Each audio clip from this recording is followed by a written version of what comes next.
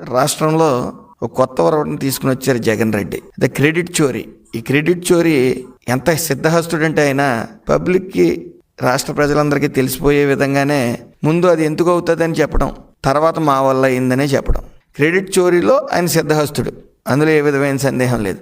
5 ఏళ్ల కాలంలో రాష్ట్రాన్ని సర్వనాశనం చేశారు. ఆ క్రెడిట్ అయిందే. మరి ఆయన పాలించిన 5 ఏళ్లలో కూడా ఎక్కడ రాజధాని లేదు. 3 ముక్కలాట ఆడారు, 3 రాజధానులని. ఆ క్రెడిట్ అయిందే. అసలు రాష్ట్రం లేని రాజధాని అంటూ ఉందంటే 5 ఏళ్ల పాటు ఆ క్రెడిట్ పూర్తిగా జగన్మోహన్ రెడ్డిదని మనం చెప్పుకోవచ్చు. ఈరోజు మళ్ళీ జగన్ అనే ఆయన మావి గారిని అంటున్నారు. గత 5 ఏళ్ళు దాని ఊసు లేదు, ఏమీ లేదు. ఇప్పుడు ఉచిత సలహాలు ఇవ్వటం, అమరావతి అనే పేరు ఉండటం ఆయనకి ఇష్టంలే, మావి గారిని అంటా ఉన్నారు.